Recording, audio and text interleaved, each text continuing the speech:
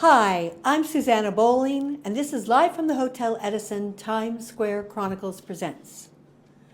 What do you do if in later years you're all alone, you have no companionship, your brain isn't completely functioning, and you don't know where to turn? There is one community group that has stopped this for a community, and I want to talk about this because all communities need to have this. We're talking life force in later years, and I am with Audrey Wu and Paula C. Field. Please tell me I said your name right this time. It was close enough. I'm so sorry.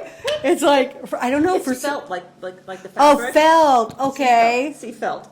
Okay, so we're there. That's fine. No, one of the things I always make sure in this podcast that we keep it real. And 9 times out of 10, it's going to be me that makes the mistake. So we're good on that. You know, I'm in later years. My brain is going out. How did this get started? This got started back in 2009 by a woman named Irene Zola. And she had no experience in aging, but she was an activist at heart. She came out of the 60s and the 70s. When she was a single mom in the 70s and there was no daycare, she founded one. It's still there 50 years later. Wow. When her mom got to be in her late 90s and started to have, extraordinarily healthy until she was about 96, started to have some health problems. And Irene suddenly got plunged into the world of elder care, and she was really shocked to find there's not really a plan. Everybody has to come up with their own plan. And it's expensive. And it's very expensive. And she said, my mother had 5 sisters, or 5 daughters. She went 5 sisters. And she said it was still a struggle. And we all lived in the New York area. She said, what are other people doing? And after her mom died, she told me, she said, I literally couldn't stop talking to older people. If I saw them in line at the bank, waiting for a bus, I would strike up a conversation. She said, I was just wondering, how are they managing? So she got this idea. There's a kind of legendary place in our neighborhood called the Hungarian Pastry Shop. It's been there forever. Yummy. Yes, it is. But she gathered with a few friends. They kind of brainstormed and got this idea of neighbors helping neighbors. So she had her first meeting, and I think 7 people came. Wow. And half of them said, I could really use some help, and half said, I'd love to help people. Irene also had lived in the neighborhood for a lot of years, and people don't always think of New York, everyone thinks of this big city, but it's a cluster of villages, really. You Yes, live in it's absolutely your 20-block radius, that's your community. So she'd lived there 50 years. She knew a lot of people. And she said, you want to volunteer, don't you? And people couldn't really say no to her. So she's kind of got this started, and it was really focused on what's called the older old at first. People 85 and up in their 90s. We had some centenarians who really couldn't get out. They might have a whole team of volunteers. 4 people would visit them, over the course of a week. Then it just started to grow. We got the idea to have some groups because we thought maybe they'd like to meet each other. We have a number of group programs, a plethora of them, from walking groups to jewelry beading groups to moth storytelling type groups, language groups, speak Spanish or speak French, or just memoir writing. We have a wonderful men's group now. How did the groups get started? Well, the first group was a walking group. Irene and I were like, we've got some younger people, and it's hard to get out sometimes mentally, but physically they can do it. They can do it physically, so let's get them together. We'll have a walking group. So that was our first group. And I started to notice that we would spend the first 20, 25 minutes sitting on the bench chatting. Like there was a real social piece to this. So when it got to be cold, I said, why don't we let's be the coffee group now. And they all said, that's great. So we would meet for coffee, but you were still walking to and from. So you're still getting your exercise. And I remember my epiphany moment. There was a woman who had just gotten her hearing aid. She was in her late 80s. Another lady was in her late 80s. And she brought the batteries to the coffee group. She's like, I don't know what to do with these. They told me, but I don't understand. I've never used a hearing aid, so the 2 of them, and I said, there's something really powerful. It's great to have a younger volunteer, but there's also something about having a peer group, no matter what your age is. Absolutely. So we have so many groups now, as Audrey said. Some of them have been going for a decade now. And some, somebody will come to me, hey, Paula, what about this idea? I said, that's great. If we can get 4 or 5 people, let's get it started. And then something else I've noticed in recent years is we've we've really kind of become an intergenerational community. Some of our volunteers might be older than the person they're visiting, but they're in great health. I love it. Or we have a lot of students where we have a lot of undergrad and grad live near students. Columbia University and Barnard. Oh, okay. The Manhattan School of Music. It's sort of that A whole lot area. of students. And do you But we're put at the up? college Do you now. put up on their bulletin board We what you're are, looking for? Smart. Yes, yeah, we're on the bulletin board, and some of the students will stay with us all the way through graduation, and they And even afterwards, Yes, we'll stay in touch. yeah. My mother has two sisters who still celebrate her birthday with her. Audrey's parents have been Lily. Well, her father Yes, died a that's number of right, years ago, but right. your parents were some of That's our right. first They Lily were one seniors. of the first, clients of Lily. So Lily was started in 2009, so it's been around for. How does somebody find Lily? We're pretty well known Other now than at the this fact that point. you have a website. We have the website. And by the way, Lily is Lily. Yeah. No, because I spelled it the other way and I couldn't find you. And then I was like, oh. I always tell people just Google Life Force in later years. We If you pop up. Google Life Force in right later away, years, yeah. our website will come up. Yes. So Yeah, it's Life Force well. in later years, also known, AKA. Lily. Yeah. How big of a community is this? Like, where does it go from to So what we go from 105th to 145th, and Okay. we only stay on the west side. And I get phone calls from people, and I'd love to help them. So what I try to do is refer them to another agency that might serve their area. But there are neighborhoods that aren't really being very well served, unfortunately. But we don't. If we're too big, we're not really a neighborhood. Oh, absolutely. So even this is kind of large. So we're kind of the original neighborhood. We called it Morningside Village because we have Morningside right. Heights. The idea is your neighborhood is your village. Then when we started expanding further north, we called that West Harlem Neighbors. So Okay. everybody's in Lily, but But it's still broken down into communities. just to Right. make it easier for No, people makes to sense. get together. You know what I mean? I don't Totally want you to have makes to go sense. 30 blocks to volunteer if you can go Right. 3 blocks to volunteer. It's a little easier. How can people start lilies in other places in New York? We go to our website. We have an incredibly comprehensive set of guidelines on how to do this. You can do this in any community. The needs are slightly like we don't drive here. Right. So other places, people need to get driven to doctor appointments. Right. So there might be slight differences like that. But this could really be started anywhere. Because it sounds to me like it needs to be. There was a time that elders were somebody that we went to gain knowledge Yes. from. And it seems like we have forgotten that aspect of life. And now they're thrown out like the trash. And I don't mean to say it meanly, but it's kind of what's happened here. Well, it's been interesting. We've had a number of students come to us who are very connected to their grandparents. Maybe their grandparents lived with them, lived next door, or a few said, I never got to know my grandparents, and I think that I'm missing something really important. So I feel like I'm seeing through these younger people real value for older people. Good. One thing I think that has changed is technology. And look, we all grew up analog. None of us grew up Oh, with yeah, I a didn't- smartphone. We're no. just not that age. So it is something that younger people do know and have knowledge of. But we've really, particularly since 2020, we've been getting as many folks as we can using technology. We wrote Wow. a grant. We gave them tablets during the lockdown. Oh. That was hard to try and do it on the phone because we couldn't go into the home at that time. But since Right. then, a number of our groups now meet on Zoom, and we have a Saturday group that is run by a 98-year-old woman. She sends the Zoom out for everybody. I love that. And, we're really, I raise kids. I see the downsides of I'm sorry, like, get off your phone. But for older people, like my mom's 90, she can text me. She can send me a picture. She's on social media. So I always like, my mom can do it. You guys can do it. But it does help them stay connected. So maybe you can't walk that well to get to the group every week, but the group's on Zoom, you never miss it. So that's kind of an intergenerational thing we've been doing, is bringing younger people in to sit very patiently and go week after week. It's not one time you go in and teach. But we've really been working to connect people virtually as well as in person, because I think they're both important right now. Oh, absolutely. Because we live in such a 5-dimensional world that it's like cutting off a piece of yourself. If you have grandchildren, you want to be able to text them. And talk to them. That's and how see you're going to them. communicate, but you're going to be They able to grow. communicate with them by text much Right. more than picking up a phone.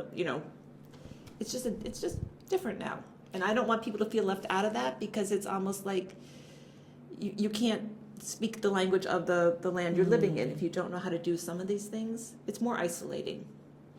How do you fund this? Well, Audrey? Well, we never turned down an opportunity to raise money.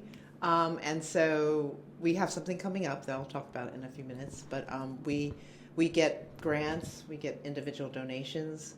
We have been doing an annual fundraising dinner. Because of COVID, it got shifted to the fall, but it's a tough time in the fall. It's very competitive. Very. So we'd like to move it back to the spring. So this year we're not doing it just so that we can move it to the spring next year. But again, grants, individual donations are so helpful because we don't charge for the work that we do, and we are basically 24/7. I mean, if somebody calls us on Sunday, we're there. Somebody calls us at 8 o'clock at night and says, I don't know what happened. I'm sitting in the dark while my lights went off. Somebody's going to go there and check it out. If there's an emergency, someone has to go to the ER, we'll go over to the hospital and meet them there. I've ridden in ambulances with people. A lot of our volunteers, if they work Monday to Friday, they'd like to volunteer on weekends or evenings. So we are non-traditional in that respect. If No, that's great. Yeah, you call 7 o'clock on a Friday night, somebody will answer. Because you feel, in knowing that, you feel that you're never alone. Yeah. Yeah, no, fabulous. So we do have a fun little thing coming up. Yes, tell me about it. It is kind of out of the box for us because usually we do dinners where we honor doctors and community leaders, and we have a dinner. This is the inaugural project by our Emerging Leaders Alliance, which is like the junior board for Lilly that we launched last year, at the end of last year. And we were bouncing around ideas. Should it be a comedy night, a themed cocktail party? What should we do for a fundraiser? And one of our members says, I have a friend who throws drag queen shows. So we are having a drag queen show and bingo on April 30th on the Upper West Side at Nina's Great Burrito Bar, which is one of Paul and Jeremy's restaurants. And it's going to be great fun. Lots of prizes. We have our headliner drag queen is Rose Levine, and she's 90. She is 92 years old. Wow. Right. Wow. And is the Guinness Book of Records citing her as the oldest living drag performer. Have you thought of, there's a lot of plays, especially recently, that have been about Alzheimer's, dementia, elder care. Have you thought of combining with one of those plays and having them do a performance for you?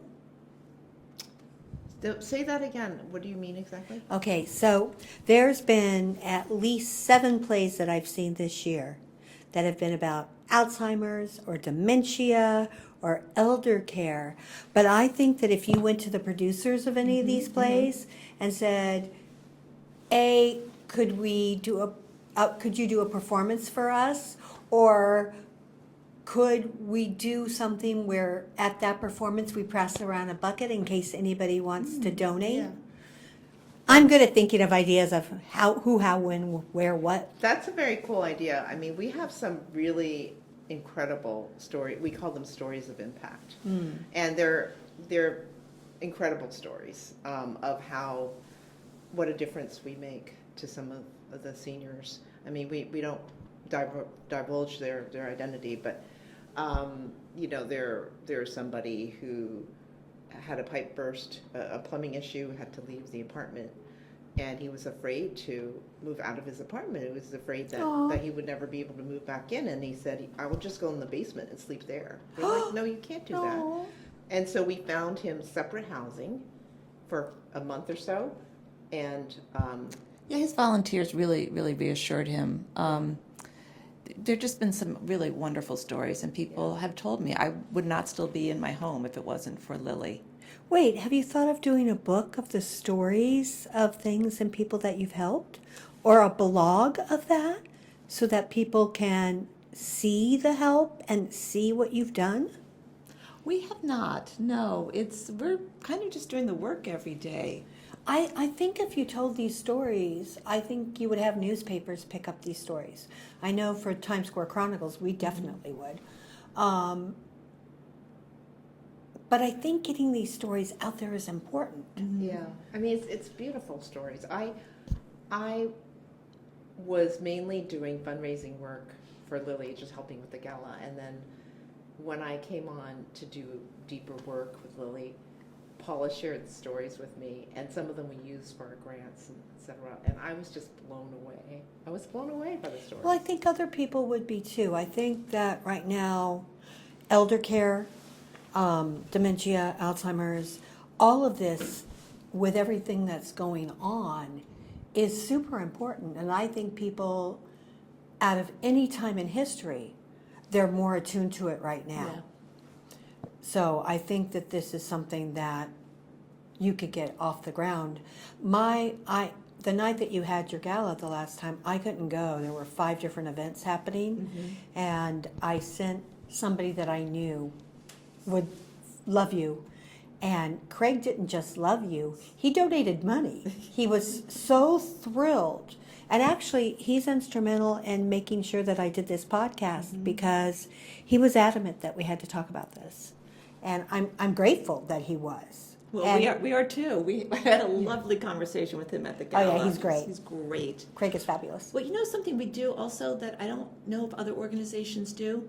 Speaking of, talent, we have so many talented older adults. We have people who wrote books, people who were singers, people who were artists, and we tap into that. Do you do talent shows with them? Not even a talent show. Why not? Well, it depends what it is. Like, they get the stage themselves. Like, you wrote a book, we're going to have a reading. You wrote a book of poetry. Let's do that.